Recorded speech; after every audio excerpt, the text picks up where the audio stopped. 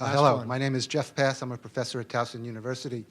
You presented a very persuasive argument, an intellectual argument, but I think convincing skeptics requires more than an intellectual argument because the skeptics tend to be acting out of their own economic interests. I mean, it's no accident that the leading skeptics in Congress are from the states of Oklahoma and Louisiana and Texas and Wyoming.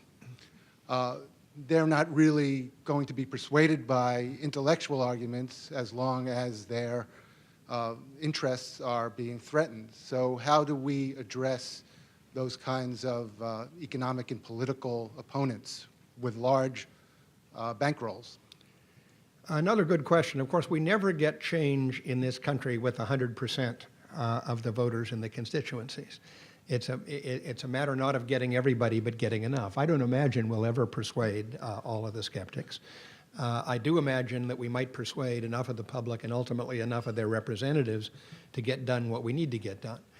At the same time, one of the arguments that I think we need to continue to make and make more effectively is the argument that these remedies are not going to put the oil companies out of business. They're not going to put the coal companies out of business. They're not going to put the natural gas industry out of business. They're going to entail changes in how business is done in those sectors. We're going to have new technologies that capture and sequester the carbon dioxide, for example.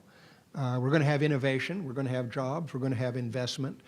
And you see that happening to an extent already. Some of the biggest players in the fossil fuel industry have changed their tune over the last decade. You've got BP and Shell, to an increasing extent, some of the other oil companies starting to invest significant sums of money in carbon capture and sequestration. They figured out they're already experts in pumping CO2 around because they do it for secondary oil recovery. They're figuring out this is going to be a big business.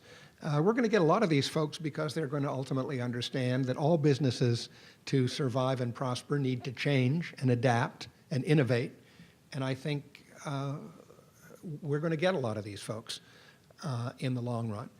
These folks have grandchildren too. They do have some interest in the future. They're interested in their bottom line, but they're also aware that if they're smart and they innovate, they can have their bottom line and protect their grandchildren too. And that's where I think we're going. Thank you very much.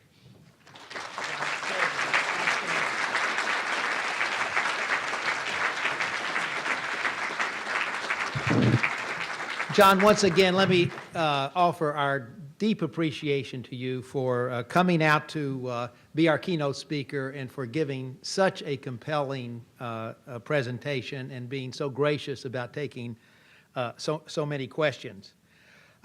As many of you know, this was the keynote address for our Made Clear Climate Change Education Summit, and we're going to make the transition into the summit at this time.